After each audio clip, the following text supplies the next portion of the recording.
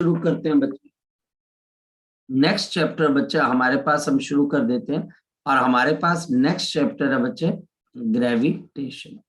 सो gravitation हमारे पास जो next chapter है बच्चे, इट डील्स विद दी, ये हमारे पास डील करता है with the universal law of gravitation. आप सबने ये जरूर चीज सोची होगी या न्यूटन ने ये चीज सोची थी बच्चे हमारे पास कि इतने बड़े बड़े मिट्टी का ही बोल सकते हैं बच्चे, मिट्टी के हमारे पास या फिर गैस के जो प्लैनेट्स है वो कैसे सन के आसपास घूमते, कौन सी ऐसी फोर्सेस हैं जो कि स्टार्स को एक दूसरे के आसपास घुमाती, कौन सी ऐसी फोर्सेस हैं जिन फोर्सेस की वजह से हमारे पास ये जो आपके पास है वेदर चेंज होता है, कौन सी हमारे पास ऐसी फोर्स है जिसकी वजह से 1 ईयर कंप्लीट होता है। तो आंसर हमारे पास आ जाता है ग्रेविटेशनल फोर्स। ग्रेविटेशनल फोर्स के बारे में बच्चे ये कहा जाता है कि प्रेजेंट फॉर्म ऑफ यूनिवर्स के लिए ग्रेविटेशन फोर्स ही रिस्पॉन्सिबल है। ग्रेविटेशन फोर्स इस दुनिया की वीकेस्ट फोर्स है। ये भी बच्चे आपके पास आपको पता होना चाहिए, दुनिया की सबसे क्या है, ये हमारे पास हमारे दुनिया की सबसे वीकेस्ट फोर्स है, सबसे कमजोर फोर्स है हमारे पास। और आपको ये भी पता होना चाहिए कि ये दुनिया की सबसे आपके पास one of the long range force भी है, बड़ी लंबी रेंज की फोर्स भी है। परवेसिव है, बोलो बोलो बोलो। परवेसिव फोर्स, हाँ ये कह सकते हैं। और लेकिन ये भी बात है बच्चा हमारे पास कि ये दुनिया की सबसे मिस्टीरियस फोर्स भी है। मतलब कि हम सारी फोर्सेस को अंडरस्टैंड कर चुके हैं, सारी फोर्सेस को, लेकिन सिर्फ एक फोर्स हम अंडरस्टैंड नहीं कर पाए। पता है किसकी बच्चे? ग्रेविटेशन। जिस दिन हमें ग्रेविटेशन की समझ आ जाएगी, और इसमें प्रॉब्लम कौन क्रिएट कर रहा है? मास क्रिएट कर रहा है। जिस दिन हमारे पास हमें ग्रेविटेशनल फोर्स की पूरी समझ आ जाएगी, हमें यूनिवर्स की क्रिएशन, किसने यूनिवर्स को क्रिएट किया, कैसे क्रिएट हुआ, बिग बैंग के दौरान क्या हुआ था कि हमारा यूनिवर्स क्रिएट हो गया, इसके बारे में पता तब लग पाएगा जब हम किसकी बात समझ पाएंगे? ग्रेविटेशन की। और हमें ग्रेविटेशन ही नहीं समझ में आ पाए तो ग्रेविटेशन बच्चा हमारे पास मास से रिलेटेड फोर्सेस है, इसने कई नई चीजों को जनरेट किया।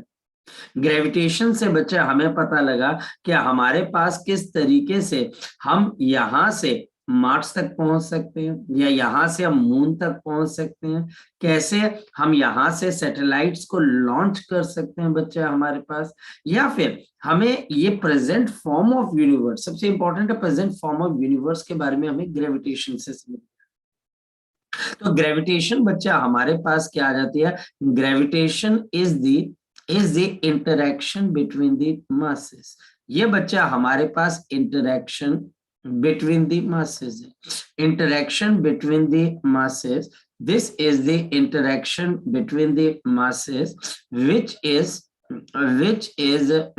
is रिस्पॉन्सिबल, जो कि बच्चा हमारे पास रिस्पॉन्सिबल है for the present form of the universe, for the present form of the universe, for the present form of the universe, present form of universe. अब हमारे पास ये इंटरेक्शन कैसी होती है, ये इंटरेक्शन कैसी होती है, ये अट्रैक्टिव होती है कि रिपल्सिव होती है? तो आंसर है ये हमारे पास क्या होती है? अट्रैक्टिव होती है।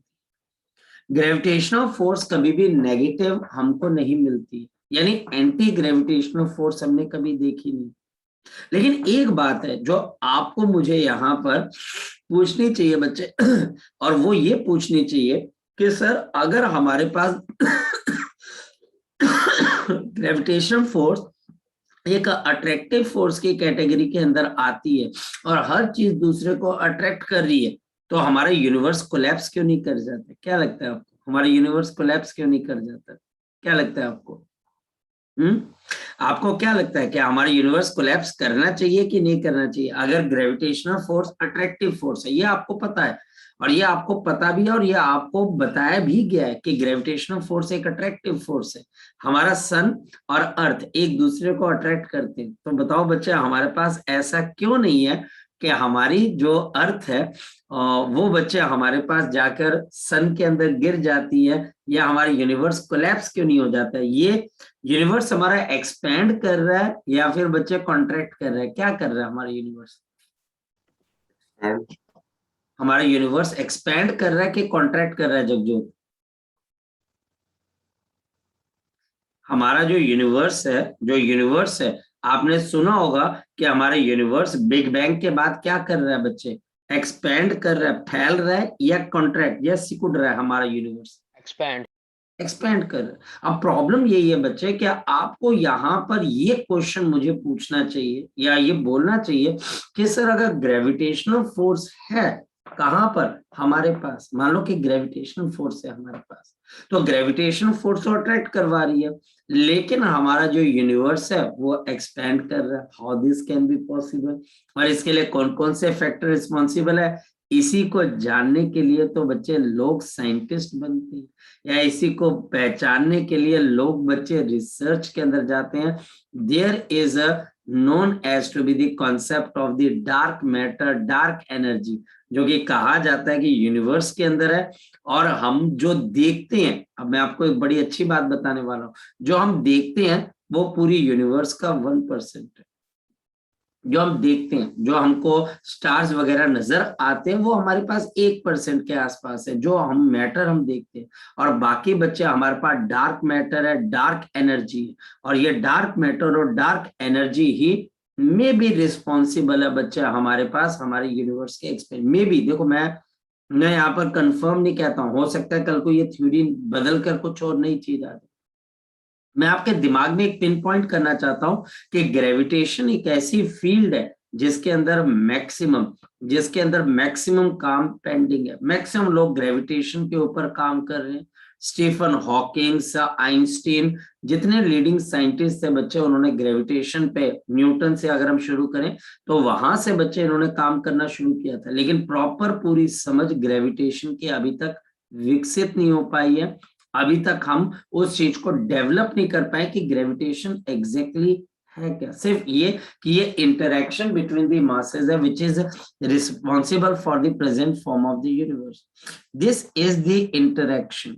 ये बच्चा हमारे पास gravitation interaction, this is the interaction which is attractive in nature, which is attractive, which is attractive in nature, attractive in nature. ये भी हमारे लिए बहुत बड़ी प्रॉब्लम वाली बात है कि ये अट्रैक्टिव क्यों है नेचर के अंदर, मतलब कि क्यों अट्रैक्टिव है। एक रीजन हम बोलते थे कि मास कभी नेगेटिव नहीं होते, लेकिन फिर भी हमारे पास एक तरफा होना कि इंटरेक्शन जो कि अट्रैक्टिव है इन नेचर बच्चे हमारे पास exist between all massive bodies, all the massive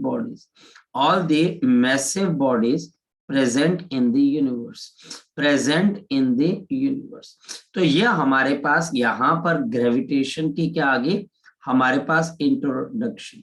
gravitation हमारे पास एक इंटरेक्शन है, एक फोर्स है बच्चे, जो कि दो मासेस के बीच में लगेगी, हमेशा अट्रैक्टिव होगी, और ये यूनिवर्स के प्रेजेंट फॉर्म के लिए वैलिड। अब फोर्स क्या क्या कर सकती है? फोर्स बच्चे हमारे पास किसी के मोशन को शुरू करवा सकती है। हमारे पास ये रही, मेरे पास एक ऑब्जेक्ट, इसके ऊपर ग्रेविटेशनल फोर्स काम कर रही है। कैसे पता है? ये अभी आपको स्क्रीन के सामने नजर आ रही है, और ये आपके देखते देखते नीचे गिर गई। ग्रेविटी ने इसकी मोशन को शुरू करवा दिया। ये फोर्स किसी के मोशन को रोक भी सकती है। अब आपको कहने की जरूरत नहीं, अगर आप बॉल को ऊपर फेंकते हो तो ग्रेविटी बॉल की मोशन को रोक देती है। या फिर फोर्स किसी भी ऑब्जेक्ट के मोशन की डायरेक्शन को चेंज कर देती है। अब ये आपको कहने की जरूरत नहीं है कि हमारे पास ग्रेविटेशन फोर्स की वजह से जो हमारा मून है, मून की मोशन की डायरेक्शन लगातार चेंज हो रही है, और वो एक ऑर्बिट में हमारे आसपास घूम रहा है, क्योंकि ग्रेविटेशनल फोर्स है। हम मून की क्यों बात करें, अभी हम सन की बात करते हैं। तो हमारे पास जो सन है, उस सन के हिसाब से बच्चे अगर हम देखते हैं तो सन के अराउंड बच्चे हमारी मोशन की डायरेक्शन लगातार चेंज हो रही है। हम ऊपर जाकर फिर मैं अभी ऊपर नीचे बोल रहा हूँ, वैसे हमारे पास हम इलिप्टिकल ऑर्बिट में, तो बच्चे हम इस तरीके से मूव कर ले, ये बच्चे हमारे पास मोशन होगी, ये हमारे पास यहाँ पर मोशन होगी। तो हमारे पास ग्रेविटेशनल फोर्स के भी वही सारे रूल होंगे बच्चे। द ग्रेविटेशनल फोर्स, जो हमारे पास ग्रेविटेशनल फोर्स है, the gravitational force, the gravitational force is responsible, this is also responsible for बच्चे हमारे पास starting a motion, एक मोशन को स्टार्ट करने के लिए starting a motion, stopping a motion, next stopping a motion और changing the direction of the motion. और बच्चा हमारे पास changing the direction of the motion, और changing the direction of the motion. और बच्चे हम यहाँ पर मोशन की डायरेक्शन को क्या कर सकते हैं बच्चे, चेंज कर सकते हैं। ग्रेविटेशन हमारे पास इतने सारे काम कर सकती है, ये यूनिवर्स की हमारे पास one of the fundamental force है, लेकिन दुनिया के बच्चे या यूनिवर्स की ये सबसे क्या बच्चे, वीकेस्ट फोर्स है। ये हम आगे प्रॉपर्टी के अंदर भी लिखेंगे कि ये दुनिया की सबसे वीकेस्ट फोर्स है। आप इमेजिन कर सकते हो। तो दुनिया की सबसे स्ट्रॉन्गेस्ट फोर्स कौन सी होगी बच्चे, बता सकते हैं? Nuclear force. ये बच्चे न्यूक्लियर फोर्स, जो न्यूक्लियर फोर्स है वो यूनिवर्स की सबसे स्ट्रॉन्गेस्ट फोर्स है। और बच्चा ऑब्जेक्शन रेज भी कर देता है कि सर न्यूक्लियस की फोर्स कैसे स्ट्रॉन्गेस्ट है यार, ग्रेविटेशन स्ट्रॉन्गेस्ट है जो कि सन और अर्थ के बीच में लग रही है। अगर न्यूक्लियर फोर्स स्ट्रॉन्गेस्ट ना हो तो इस यूनिवर्स में आपके पास ना तो न्यूक्लियस बन पाएगा, ना एटम बन पाएगा, और ना ही बच्चे यूनिवर्स के अंदर आपके पास प्रेजेंट फॉर्म जो है आपके पास मासेस की या सॉलिड लिक्विड गैसेस की वो बन पाएगी। तो उसके बनने के लिए उन फोर्सेस का स्ट्रांग होना जरूरी है, और gravitation is the weakest force of the universe. इसके ऊपर सबसे पहला काम बच्चा हमारे पास न्यूटन ने काम किया था। So we have the Newton's laws of gravitation. कहानी सुनी आपने, आपने कहानी सुनी हुई है न्यूटन लॉ ऑफ ग्रेविटेशन, आपने कहानी पक्का सुनी होगी, बताओ। एप्पल वाली? हाँ जी, एप्पल वाली। तो बच्चा हमारे पास एप्पल वाली कहानी के अंदर थोड़े से तोड़ मरोड़ के फैक्ट्स भी पेश किए जाते हैं कि उसके सर पे एप्पल गिरा था। ऐसा कुछ नहीं था कि एप्पल उसके सर पे गिरा था। एक्चुअल में he was watching the Apple and he was watching the moon simultaneously, and he was amused कि ये नीचे नहीं गिर रहा है, वहां से मून भी जो है वो नीचे नहीं आ रहा है। और ऐसे थॉट प्रोसेस से उसने ग्रेविटेशन को बच्चे हमारे पास डेवलप करना शुरू किया था। उसके सर पे किसी किस्म से कोई एप्पल नहीं गिरा था। और अगर आप में से कोई बच्चा कभी पुणे जाता है तो वहां पर बच्चा हमारे पास रिसर्च इंस्टीट्यूट है बच्चे, वहां पर उस पेड़ की सैपलिंग भी है जिसके नीचे आपके पास न्यूटन बैठा था। वहां पर हमारे पास उस पेड़ का सैपलिंग, मतलब कि उसको लंदन वगैरह जहां पर भी वो बैठा था वहां से वो लेके आ रखे हैं बच्चे, उसको आर्टिफिशियली वहां पे ग्रो किया हुआ। तो आप में से अगर कभी कोई बच्चा पुणे जाए तो उस पेड़ के नीचे बैठ सकता है, हो सकता है कि वो भी कोई नई चीज डिस्कवर करे। सो हमारे पास न्यूटन लॉ ऑफ ग्रेविटेशन क्या कहता है, ये एक आपके पास एक एक्सपेरिमेंटल एंड थ्योरेटिकल लॉ है बच्चे हमारे पास। तो न्यूटन लॉ ऑफ ग्रेविटेशन क्या कहता है, यह हमारे पास कहता है कि इफ, अगर बच्चा हमारे पास we have two masses we have two masses, मेरे पास अगर दो masses m1 and m2, m1 और m2 located with their center, जहां पर इनके सेंटर्स हैं बच्चे एट डिस्टेंस आर अपार्ट, जहां पर इनका जो सेंटर है बच्चे आपके पास r डिस्टेंस दूर है, with their center at a distance r apart, then बच्चा हमारे पास यहाँ पर आ जाएगी the attractive force between them, the attractive force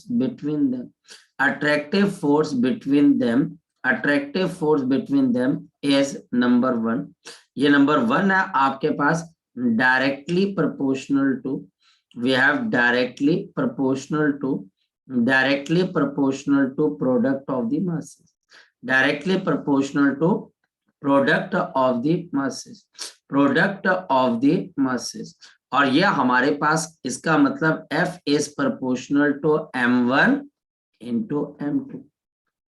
Second, inversely proportional to, we have inversely proportional to, हमारे पास ये inversely proportional हो जाएगा किसके बच्चे, to the square of the distance between their center, square of the distance between their center, distance between their centers, there आपके पास यहाँ पर centers, यानी कि F is inversely proportional to 1/r²। ये मेरे पास पहली आपके पास इंफॉर्मेशन, ये मेरे पास दूसरी इंफॉर्मेशन। अगर मैं इन दोनों को आपस में कंबाइन कर देता हूं तो मेरे पास क्या चीज आ जाती है। सो कंबाइनिंग 1 and 2, बताओ क्या चीज आ जाएगी, शाबाश बताओ। कंबाइनिंग 1 and 2, अगर मैं 1 और 2 को कंबाइन कर दूंगा तो force will be proportional to, बताओ क्या आ जाएगा, M1 into M2 divided by मेरे पास क्या आ जाएगा, r²। तो ये बच्चा हमारे पास क्या आ जाएगा, F is proportional to M1 M2 upon r²। या फिर मेरे पास force is equal to G M1 M2 upon r²। अब ये जो फैक्टर है ये अब आपके दिमाग में छप जाना चाहिए। ये जो बच्चे मैंने आपको अब जो भी चीज बताई है, जो लॉ बताया, ये आपके दिमाग में छप जाना चाहिए। This is equally beneficial for your +2 class. +2 class के अंदर जो आप पहला चैप्टर के अंदर पहला लॉ करोगे वो इसी से बच्चे आपके पास इसी के एनालॉगस है। फर्क सिर्फ इतना है कि वो दो चार्जेस के बीच की फोर्स है और ये दो मासेस की फोर्स है। ऑलमोस्ट सारे न्यूमेरिकल्स के जो लाइंस है और जो स्टेटमेंट है वो मैच करती है किसकी, +2 के पहले आपके पास चैप्टर की और ग्रेविटेशन की। इसके कई क्वेश्चंस आपको लगेंगे अरे यार बड़े सिमिलर है, सिर्फ मास को हटाकर आपने चार्ज डाल दिया और दूसरी चार्जेस की forces attractive as well as क्या होती है, रिपल्सिव। लेकिन यहाँ पर बच्चा हमारे पास फोर्स हमेशा क्या होती है, अट्रैक्टिव होती है। तो ये हमारे पास फोर्स आ गई। यहाँ पर मेरे पास जी को आप क्या बोलते हो, G is known as to be the universal gravitational constant. ये बच्चा हमारे पास जी क्या चीज आ जाती है, यूनिवर्सल ग्रेविटेशनल कांस्टेंट आ जाती है। This is a universal gravitational constant और इसकी वैल्यू कितने के बराबर होती है, 6.6 इंटू 10⁻⁻11 न्यूटन मीटर स्क्वायर पर केजी का स्क्वायर, न्यूटन मीटर स्क्वायर पर केजी का square. MLT -2 multiplied by L square divided by मेरे पास क्या आ जाएगा, m की पावर 2 और मेरे पास यहाँ पर क्या चीज आएगी, m की पावर -1, L की पावर 3 और T की पावर -2। ये हमारे पास G की क्या आ जाएगी, डायमेंशन आ जाएगी। ये फोर्स, ये जो बच्चा हमारे पास फोर्स है, ये फोर्स हमारे पास यहाँ पर अगर देखा जाए तो एक मास मैंने M1 यहाँ पे रखा और एक मास मैंने यहाँ पर M2 इस तरीके से रखा और इनके बीच का डिस्टेंस मेरे पास कितने के बराबर है, इन दोनों के बीच का डिस्टेंस r है। तो एक बात अब ध्यान से समझना, हमारे पास जितनी फोर्स है M1 के ऊपर M2 आपके पास अट्रैक्शन लगा रहा है, उतनी फोर्स से बच्चे M2 के ऊपर M1 भी फोर्स लगाएगा। ये बात ध्यान रखना, ये फोर्स आपके पास हमेशा किसके अंदर प्रोड्यूस होगी, ऑलवेज इन पेयर। ये हमेशा पेयर्स के अंदर प्रोड्यूस होगी। जितनी फोर्स M1 M2 पे लगाएगा उतनी फोर्स M2 भी M1 पे लगाएगा। ये मत समझ लेना कि सन बहुत बड़ा है और अर्थ बहुत छोटी है, तो आप ये बोलो कि सन हम पे बड़ी फोर्स लगा रहा है ग्रेविटेशन की और हम सन पे छोटी फोर्स लगा रहे हैं ग्रेविटेशन की। ये फोर्स हमारे पास इक्वल, जितनी फोर्स अर्थ हम पे लगा रही है अट्रैक्टिव, उतनी फोर्स हम भी किस पे लगा रहे हैं, अर्थ के ऊपर लगा रहे हैं अर्थ के ऊपर लगा रहे हैं उसको ऑपोजिट डायरेक्शन में, हम भी अर्थ को खींच रहे हैं। ये मत समझना कि हमारे पास ये जो मेरे हाथ में पेंसिल है, जितनी फोर्स पेंसिल के ऊपर अर्थ इस वक्त लगा रही है, उतनी फोर्स बच्चे ये पेंसिल भी किसके ऊपर लगा रही है, अर्थ के ऊपर लगा रही है। ये मत समझना कि ये पेंसिल का मास छोटा है तो ये छोटी फोर्स लगा रही है। ये और अर्थ एक दूसरे पे सेम मैग्नीट्यूड की फोर्स लगा रही है। ये भी अर्थ को अट्रैक्ट कर रही है, बदले में अर्थ भी इसको क्या कर रहा है, अट्रैक्ट कर रहा है। तो ये हमारे पास यहाँ पर क्या आ जाती है, आपके पास फोर्स की डायरेक्शन, कि फोर्स हमेशा आपके पास अट्रैक्टिव है। नेक्स्ट वन के हमारे पास यहाँ पर अब इस कॉन्सेप्ट से रिलेटेड हमारे पास क्या आ जाते हैं, ग्राफ आ जाते हैं। कि हमारे पास कौन कौन से ग्राफ अंडरस्टैंड करते हो, हमारे पास यहाँ पर कौन कौन से ग्राफ हैं इसको हम अंडरस्टैंड कर लेते हैं। यहाँ पर मेरे पास दो तरीके से ग्राफ आपके पास आ सकते हैं। नंबर वन, आपके पास फोर्स वर्सेस आर, क्योंकि force inversely proportional to r square है, तो आपका ग्राफ यहाँ पर क्या बन जाएगा, हाइपरबोलिक बन जाएगा। और directly proportional to 1/r square, directly proportional to 1/r square, तो फोर्स वर्सेस 1/r स्क्वायर ये डायरेक्टली प्रोपोर्शनल है, तो यहाँ पे ग्राफ आपके पास क्या बन जाएगा, स्ट्रेट। ये ग्राफ हमारे लिए इंपॉर्टेंट है, ये बताने की कोशिश कर रहा है कि जितना बड़ा डिस्टेंस होता जाएगा उतनी फोर्स आपके पास क्या होती जाएगी, कम होती जाएगी। जरा एक सैंपल न्यूमेरिकल करके देखो। हमारे पास यहाँ पर सैंपल न्यूमेरिकल क्या है, कॉन्फिडेंस को बिल्डअप करने के लिए। मेरे पास यहाँ पर आपके पास एक 100 kg की आपके पास बॉडी है और दूसरी तरफ मेरे पास एक 50 kg की बॉडी, और इन दोनों के बीच में हमारे पास यहाँ पर डिस्टेंस भी है। और डिस्टेंस हमारे पास सपोज कि हम मान लेते हैं कि यहाँ पर हमारे पास 200 मीटर का कोई एक डिस्टेंस है। टीचर हमको बोलता है what is the force of gravitation, तो बताओ फोर्स ऑफ ग्रेविटेशन कितने के बराबर आ जाएगी, G into m1 into m2 upon कितना आ जाएगा, r स्क्वायर। तो 6.6 इंटू 10⁻⁻11, एक मास 100 का है, दूसरा 50 का है और नीचे r का स्क्वायर, यानी कि 200 multiplied by 200।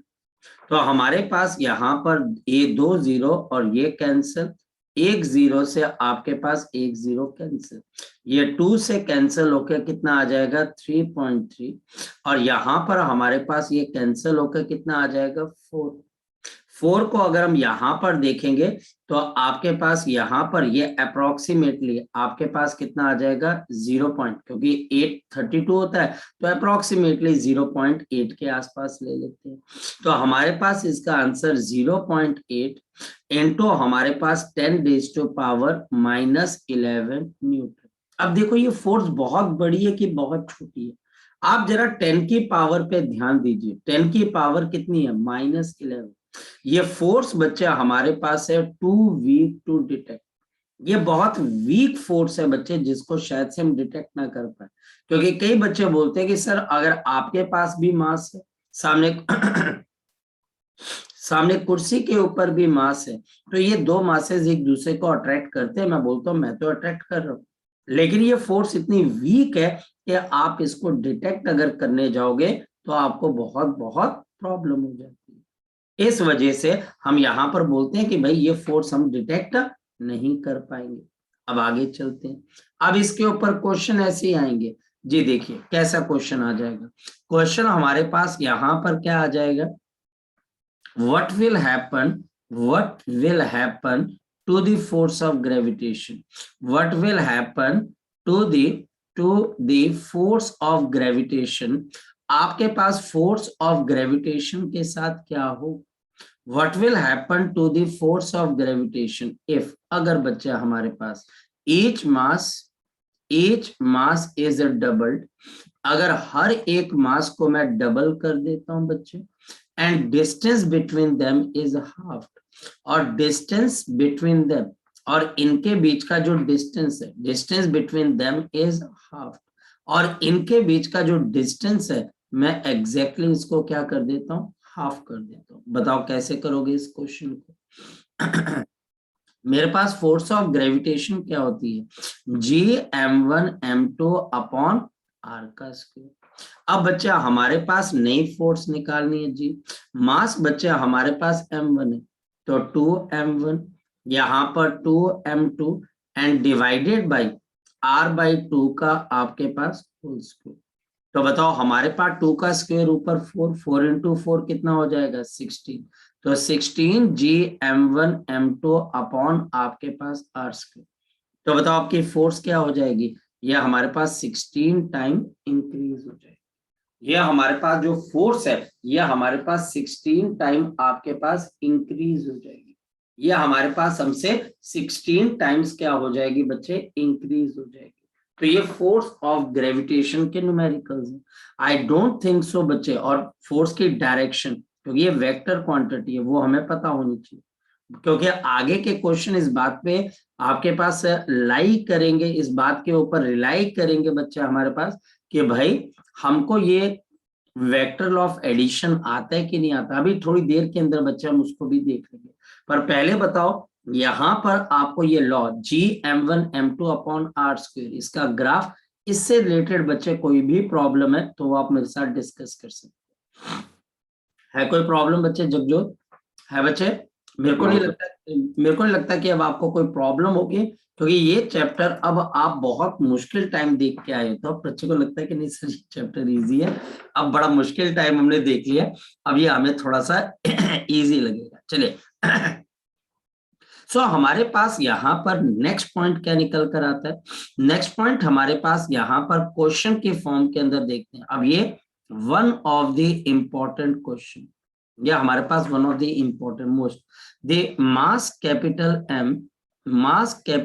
M is divided, इसको बच्चे हम डिवाइड करते हैं बच्चे इनटू टू पार्ट्स, इसको दो पार्ट्स के अंदर हम डिवाइड करते हैं एंड सेपरेट, और इनको सेपरेट कर दिया जाता है and separated by distance r. इनको डिस्टेंस आर से आपने क्या कर देना, सेपरेट कर देना। कैलकुलेट ईच मास, आपको हर एक मास को कैलकुलेट करना है, सो दैट, ताकि बच्चे हमारे पास so that the force of gravitation, the force of the gravitation between them is maximum. The force of the gravitation between them is maximum. Between them is maximum. ये question जो मैंने important लिखा हुआ है ये आपको +2 के अंदर भी आएगा, और मैंने आपको +1 के अंदर ही ये कॉन्सेप्ट करवा देना है, ताकि +2 के अंदर जब आप जाओ। अच्छा, इस क्वेश्चन के वर्जन भी बहुत ज्यादा है। टीचर यहाँ पर दो मासेस पूछ सकता है, दो मासेस की रेशो भी पूछ सकता है कि भाई बताओ इन दो मासेस के बीच की रेशो किसके बराबर, कि जो मासेस आपके पास इंडिविजुअल है वो किस रेशो में बढ़ रहे हैं। अब इनके बीच में force of gravitation is maximum, ये +2 में भी आता है, और याद रखना मैक्सिमम बच्चे इसको +2 में ही करते हैं, +1 में उनको नहीं करवाया जाता है। लेकिन अगर जो बच्चा +1 में करके जाएगा उसके लिए तो बच्चे अपने आप जिसको बोल सकते हैं लॉटरी लग जाती है, उसको वो लगता है अच्छा ये 10-15 क्वेश्चन तो मैं पहले से करके आ रखा हूं, मैं बाकी बच्चों से बहुत आगे निकल चुका। अब यहाँ पर क्वेश्चन क्या है देखिएगा, एम मास, इस एम मास को मैं दो हिस्सों में बांट रहा हूं। अगर मैं एक को x मान लूंगा तो दूसरा मेरे पास क्या हो जाएगा, बोलो शाबाश। अगर एक मास मेरे पास x kg है तो दूसरा मेरे पास m-x kg हो जाएगा। अब इन दोनों को कितने डिस्टेंस पे रख दिया मैंने, बताओ शाबाश, 8 डिस्टेंस पे रख दिया। 8 डिस्टेंस पे रख दिया तो इनके बीच की फोर्स किसके बराबर आ जाएगी, G into x multiplied by m-x divided by मेरे पास क्या आ जाएगा, r। अब ये फोर्स ने क्या होना है, मैक्सिमम यहां पर, और मुझे x निकालना है और m-x। अब कॉन्सेप्ट समझिएगा, हमारे पास अगर y x का फंक्शन है और y अगर मैक्सिमम होता है तो इसका मतलब उसकी डिफरेंशिएशन क्या हो जाती है, 0। ये बात ध्यान रखने वाली बात है।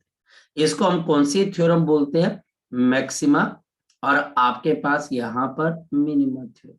ये हमको बताती है कि कोई भी चीज जब मैक्सिमम होती है तो उसकी डिफरेंशिएशन खत्म, उसमें डिफरेंस आना बंद हो जाता है। डिफरेंशिएशन जीरो का मतलब अब वो मैक्सिमम होके कांस्टेंट होगी या मिनिमम होके कांस्टेंट होगी, तभी तो उसकी डिफरेंशिएशन जीरो।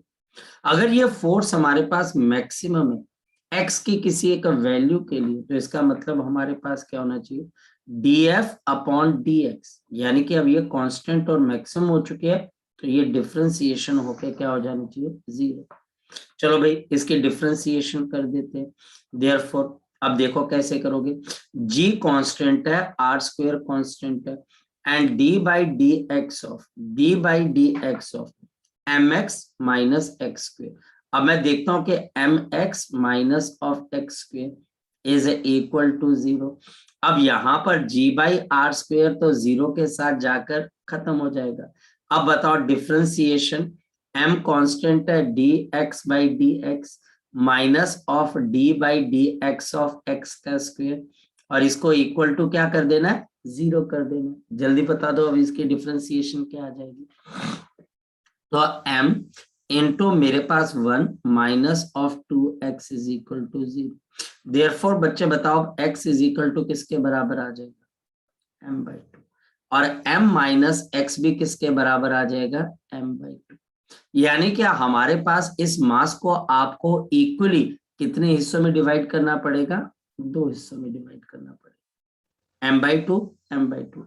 इसी वजह से, क्योंकि फिर बच्चे जब याद करने लगते हैं तो एग्जामिनर के पास कॉन्सेप्ट तो ले दे के एक दो ही, तो एग्जामिनर ने नेक्स्ट क्या पूछ लिया, calculate the ratio of the masses. तो बताओ क्या आ जाएगा, calculate the ratio of the masses. बताओ क्या आ जाएगा, रेशियो ऑफ मासेस किस में आ जाएगा, शाबाश बताओ बताओ। तो calculate the ratio of the masses, तो m1 रेशियो m2, तो बताओ कितने के बराबर आ जाएगा, m बाई टू और 1:1। तो इसका एक और आंसर क्या आ जाएगा, 1:1। देखो कॉन्सेप्ट वही है, लेकिन टीचर ने क्वेश्चन को चेंज कर दिया। ये क्वेश्चन एग्जैक्टली आपके पास +2 के अंदर भी, +2 में भी हम करवाते, वहां पर मास की जगह चार्ज। मैं आपको मेंटली प्रिपेयर कर रहा हूं यहां से कि बेटा यहां से आप +2 का पहला चैप्टर बड़े आराम से आइडेंटिफाई, पहला चैप्टर बड़े आराम से आप पढ़ सकते हो, उसके क्वेश्चंस भी लगा सकते हो, बिल्कुल लगा सकते हो, कोई मुश्किल नहीं। Calculate the ratio of masses, तो 1:1 आ जाएगा आपके पास, यहाँ पर ये आ जाएगा। अब हमारे पास यहाँ पर इससे रिलेटेड जो क्वेश्चंस है वो तो अब यही हो गए, या तो टीचर अब आपको क्या बोलेगा, दो मासेस दे देगा और उनके बीच की फोर्स दे देगा, डिस्टेंस निकाल लीजिए, तो वैसे भी निकल जाएंगे हमारे पास। तो पहले लेवल के क्वेश्चंस हमारे पास क्या होंगे, F is equal to G m1 into m2 divided by r square. मेरे पास 1 2 3 और 4, चार मेरे पास वेरिएबल्स है, टीचर 3 वेरिएबल्स देगा और चौथा वेरिएबल तुमसे पूछ ले। ये छोटी क्लासेस के न्यूमेरिकल्स हैं, इन न्यूमेरिकल्स के अंदर आपने फंसना भी नहीं है ज्यादा, क्योंकि ये न्यूमेरिकल्स आपके पास आपको स्कूल लेवल पे भी नहीं पूछे जाएंगे। स्कूल लेवल पे भी थोड़ा सा स्टैंडर्ड मेंटेन किया जाएगा, कि ऐसा नहीं है कि टीचर आपको बोलेगा 2 kg का मास है, 20 kg का मास है, 20 मीटर के डिस्टेंस पे फोर्स निकाल दो। टीचर ऐसा क्वेश्चन नहीं पूछेगा, वो तो इंट्रोडक्शन के लिए मैं आपको करवा रहा हूँ, लेकिन टीचर आपको कभी ऐसा कोई क्वेश्चन नहीं पूछेगा, इस बात को बोलो। कमेंट पीछे करना सर। बोलो सर ये जो वैल्यू आपने लगाई है एफ की लगाई ना सर, और ओके सर ओके सर। ठीक है, चलिए अब हमारे पास यहाँ पर इसके बाद क्या चीज आ जाती है, इसके बाद हम यहाँ पर करते हैं the vector form of the gravitation, the vector form of the gravitation, the vector form of the gravitation. Again ये हमारे पास इंपॉर्टेंट है, और अगेन +2 के अंदर ये फॉर्म दोबारा से आपके पास है, vector form of the gravitation, जबकि +2 के अंदर ये ग्रेविटेशन की जगह इलेक्ट्रिकल फोर्सेस की टर्म्स के अंदर आएगी, लेकिन अभी हम फिलहाल ग्रेविटेशन की बात करें। In the gravitational force, suppose मेरे पास यहां पर दो मासेस, और ये दो मासेस मेरे पास कौन कौन से हैं बच्चे, एक मेरे पास m1 आ गया और दूसरा मेरे पास यहाँ पर m2 आ गया। इन दोनों के बीच में हमारे पास ग्रेविटेशनल फोर्स लग रही है m1 kg और मेरे पास यहाँ पर m2 आपके पास kg। हमारे पास यहाँ पर इन दोनों के बीच में अगर ग्रेविटेशनल फोर्स आपके पास एप्लीकेबल है तो हमारे पास m1 m2 को अपनी डायरेक्शन में क्या करेगा, अट्रैक्ट करेगा। हमारे पास m1 m2 को अपनी डायरेक्शन में अट्रैक्ट करेगा। ऐसे सिमिलरली m1 को m2 भी आप m1 को m2 भी अट्रैक्ट करेगा। ये फोर्सेस हैं। This is the force on 2 due to 1 and this is the force on 1 due to 2। ये दोनों फोर्सेस आपके पास सेम मैग्नीट्यूड की है लेकिन डायरेक्शन सेम है कि ऑपोजिट है, डायरेक्शन ऑपोजिट है। हमारे पास यहाँ पर ये बात ध्यान रखना, एक बहुत इंपॉर्टेंट चीज है, according to the Newton's third law of motion, according to the Newton's third law of motion, according to the Newton third law of motion, क्या बोलता है third law of motion, action and reaction पे। According to the Newton's third law of motion, the force of gravitation between two masses, the force of the gravitation between the two masses exist in the pair, यह हमारे पास exist करती है किसके अंदर बच्चे, हमारे पास in the pairs, this exist in the pairs, यह हमारे पास पेयर के अंदर आपके पास एग्जिस्ट कर जाती है। और हमारे पास यहाँ पर क्या आ जाती है, दिस फोर्सेस, जो फोर्सेस है हमारे पास, this forces are equal in magnitude, ये हमारे पास इक्वल है किसके अंदर बच्चे बताओ शाबाश, in magnitude. This is equal in the magnitude but opposite in the direction, लेकिन बच्चे हमारे पास ये ऑपोजिट है किसके अंदर बच्चे, इन द डायरेक्शन, लेकिन ये ऑपोजिट है हमारे पास किसके अंदर, डायरेक्शन के अंदर। ये इक्वल है हमारे पास मैग्नीट्यूड के अंदर बट ऑपोजिट है बच्चा हमारे पास किसके अंदर बच्चे, डायरेक्शन के अंदर। तो F12 और F21, F12 और F21 ये हमारे पास यहाँ पर है। अब इस फोर्सेस को निकाला कैसे जाता है, ध्यान से समझना, फोकस करना। सपोज मेरे पास मैं यहाँ पर F12 कर रहा हूँ, ये हमारे पास क्या है, force on m1, force on m1 due to आपके पास यहाँ पर मेरे पास क्या आ जाता है, m2, force on m1 due to m2। तो बताओ ये फोर्स अब आपके पास कैसे दी जाएगी, this force is given by g m1 m2। अब इन दोनों के बीच में कोई डिस्टेंस होगा, बिल्कुल होगा भाई, कोई ना कोई डिस्टेंस है। जब हम force on m1 due to m2 निकालते हैं तो हम m2 को किस पे मानते हैं बच्चे, तब हम m2 को ओरिजिन पे मानेंगे। कब, जब हम फोर्स है किसकी निकालना चाहते हैं, on m1 due to m2, तब हम डिस्टेंस कहां से निकालेंगे, m2 से m1 का डिस्टेंस निकालेंगे। और हमारे पास इस वजह से यहाँ पर नीचे जो डिस्टेंस आ जाएगा, this is the distance from 2 to 1, और यहाँ पर मेरे पास इसका होल स्क्वायर आ जाएगा और यहाँ पर यूनिट वेक्टर आपके पास क्या आ जाएगा, r2।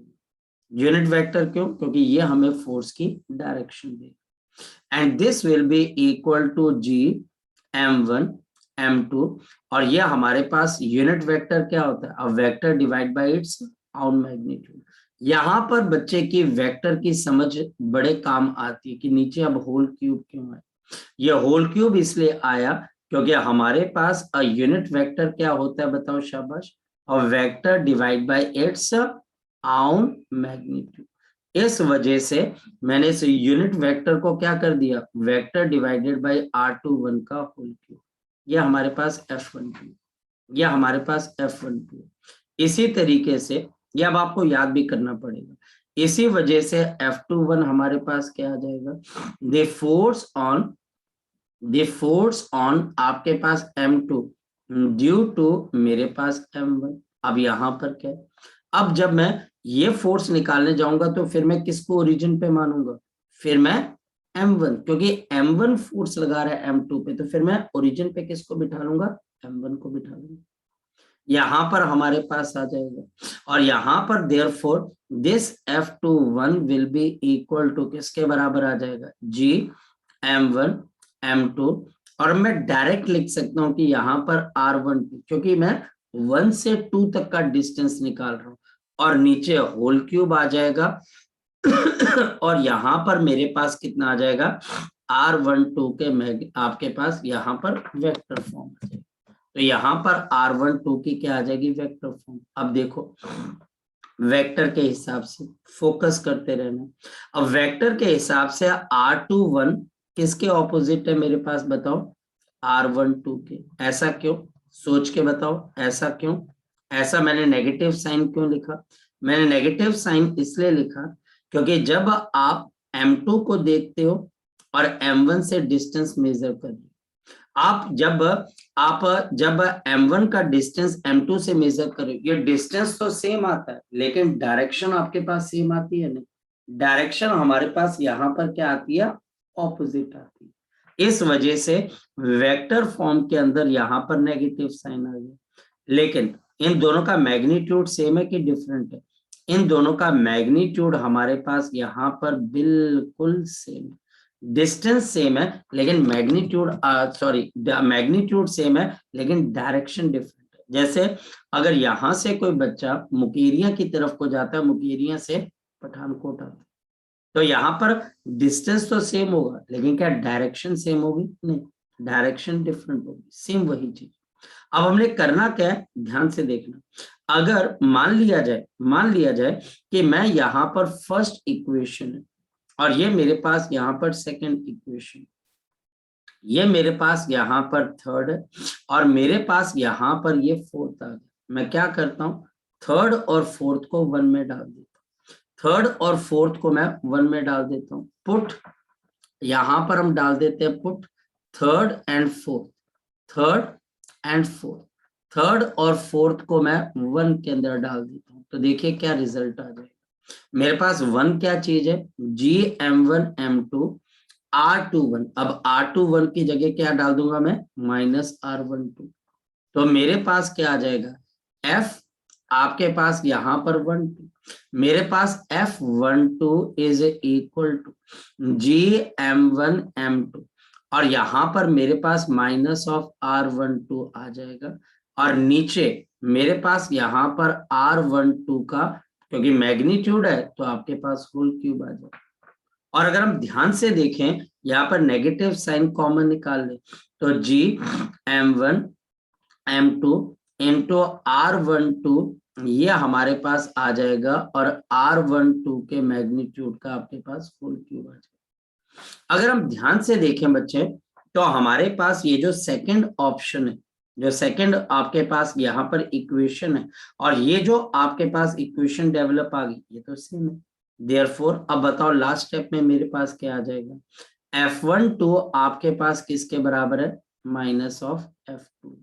यही हम प्रूव करना चाह रहे थे और ये न्यूटन्स की थर्ड लॉ है, एक्शन एंड रिएक्शन पे। So therefore the Newton's third law is obeyed, Newton's third law is obeyed. आपके पास न्यूटन का थर्ड लॉ पूरी तरह से हमारे पास क्या हो रहा है, ओबे हो रहा है।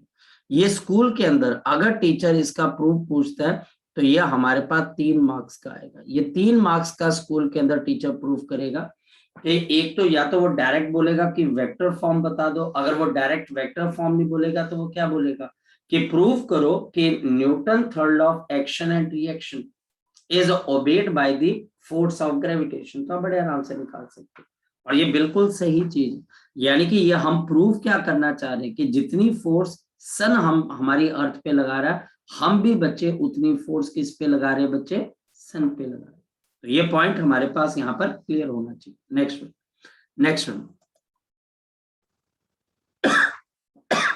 Sorry next one. So next बच्चे, अब हमारे पास इसके ग्रेविटेशन के अंदर Newton third law of motion जो हमारे पास है, जब हम इसको समझने की कोशिश करते हैं तो हमको काफी चीजों के बारे में अंदाजा होना शुरू हो जाता है। हम कई फोर्सेस अब निकाल सकते हैं which is based on the force of the gravitation. मैं आपको फिर एक सैंपल न्यूमेरिकल करवा देता हूं कि टीचर अगर क्वेश्चन पूछता है तो क्वेश्चन को हैंडल कैसे करना है। ये देखिए, यहां पर मेरे पास एक ऑब्जेक्ट है ऑफ 20 kg और इसके पोजीशन कोऑर्डिनेट्स है मान लो 2, 3 और 4। मेरे पास यहाँ पर एक दूसरी बॉडी है, मान लो कि ये 10 kg की बॉडी है और हमारे पास इसके पोजीशन कोऑर्डिनेट्स हैं 4, -5 और आपके पास यहाँ पर 3। टीचर अब ये बोलता है कि ये दोनों मासेस एक दूसरे पे क्या लगा रहे हैं, फोर्स लगा रहे हैं। लेकिन अब देखो मैं बोल क्या रहा हूं, find the force exerted, force of the gravitation, the force of the gravitation exerted by 20 kg, exerted by 20 kg on 10 kg, by 20 kg on 10 kg, on 10 kg। जब हम बाई 20 kg ऑन 10 kg करते हैं तो हम 20 kg को किस पे मान लेंगे बच्चे, ओरिजिन पे, या फिर हम इसको रेफरेंस मान लेंगे कि ये रेफरेंस पॉइंट है और 20 kg 10 kg की बॉडी को अपनी डायरेक्शन में क्या कर रही है बच्चे, अट्रैक्ट कर रही है। पहले तो ये समझते ऑन 10 kg। करना कैसे है क्वेश्चन, फोकस करना, क्योंकि इसमें वेक्टर कितने चाहिए, बोलो सर वहां पर लिखे हैं force of gravitation exerted by 20 kg on 10 kg, तो सर डायरेक्शन उल्टा नहीं हो जाएगा? कैसे बच्चे, by 20 kg on 10 kg, you bought a cycle, the cycle is bought by you from a certain shop। तो बच्चे आपने साइकिल बेची या खरीदी, सर मैंने खरीदी। तो फिर बच्चे by 20 kg on 10 kg, force कौन किस पे लगा रहा है, सोच के बताओ जरा। By 20 kg on 10 kg, by 20 kg on 10 kg, force कौन किस पे लगा रहा है, force of the gravitation exerted by source कौन हुआ, एक्सर्टेड बाय मतलब सोर्स ऑफ 20 kg। तो फिर 20 kg 10 kg पे फोर्स लगाएगी ना, तो 10 kg पे फोर्स कैलकुलेट करेंगे ना, आया ना। Okay sir. ठीक है, तो हमारे पास यहाँ पर exerted by लगा रहा है ऑन 10 kg, ऑन ऑन यानी कि इसके ऊपर लगानी, अगर 20 kg पे लगानी है तो फिर क्या आता है, force of gravitation exerted by 10 kg on 20 kg। तो इंग्लिश का वर्ड है बच्चा हमारे पास।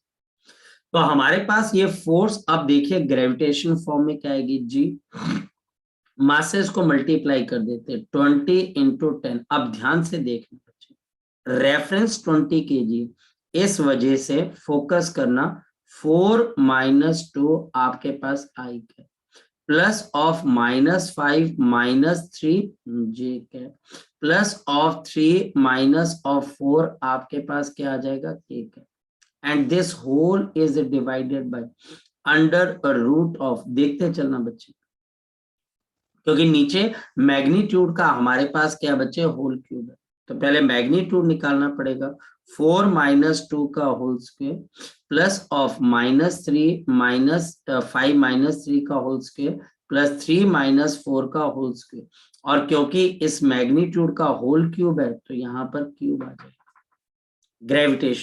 ग्रेविटेशनल कांस्टेंट 6.6 इंटू 10⁻⁻11 इंटू हमारे पास यहाँ पर 200, यहाँ पर आगे मेरे पास क्या आ जाएगा, 2i cap -8j cap minus of k cap, और नीचे हमारे पास यहाँ पर क्या चीज आ जाएगी, 4 - 2 2 का स्क्वायर, यानी कि आपके पास नीचे क्या आ जाएगा, 2 का स्क्वायर 4 प्लस 8 का स्क्वायर 64 प्लस 1 का स्क्वायर 1, और इसकी पावर 3 है और अंदर बच्चे रूट है, तो इसकी टोटल पावर कितने के बराबर आ जाएगी, 3/2। अब अगर मैं इसको फर्दर सॉल्व करता हूँ, ये पॉइंट से ये पॉइंट उड़ जाएगा, तो हमारे पास यहाँ पर कितना आएगा, 132। तो हमारे पास यहाँ पर कितना आ जाएगा, वी हैव 132 इंटू 10⁻⁻10। आगे मेरे पास यहाँ पर क्या चीज आ जाएगी, 2i कैप -8j माइनस के, तो आपके पास 2i minus of 8j minus of के, ये हमारे पास आ जाएगा, and this complete is divided bye, अब ये हमारे पास कंप्लीट किससे डिवाइड हो जाएगा, 68 + 1, तो आपके पास 69, तो 69 की पावर आपके पास यहाँ पर कितने के बराबर आ जाएगी, 3/2।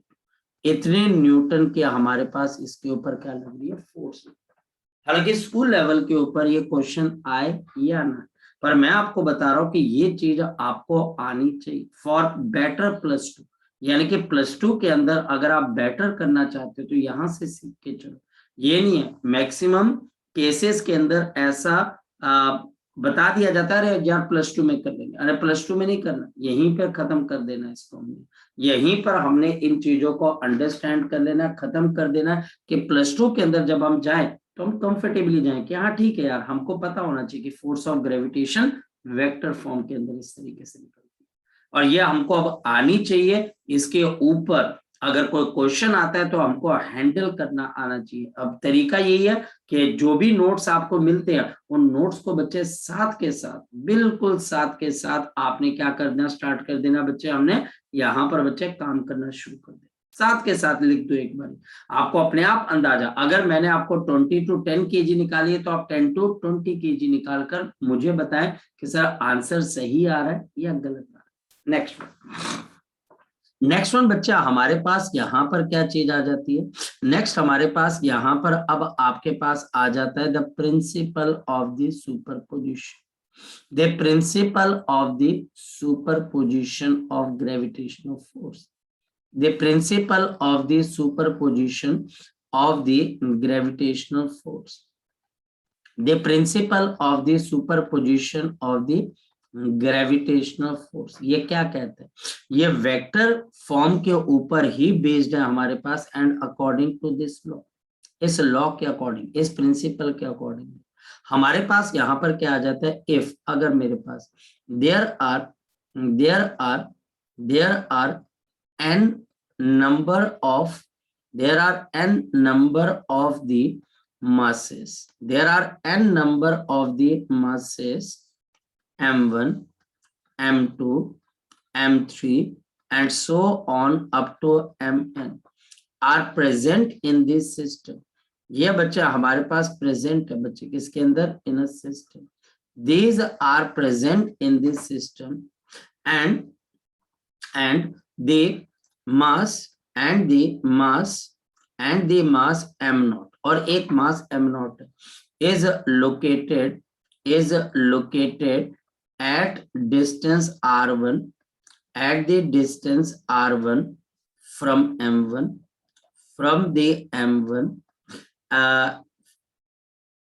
at distance r2, at the distance r2 from m2, और m2 से r2 डिस्टेंस पे, एंड सो ऑन, और ऐसा बच्चे हमारे पास यहाँ पर चलता जाए। Then force of gravitation, then net force of gravitation, then the net force of gravitation, then the net force of the gravitation on m naught, on the m naught due to all masses, due to the all masses, इन सभी masses की वजह से जो हमारे पास यहाँ पर नेट फोर्स आ रही है। Number 1 vector addition of, it is the vector addition of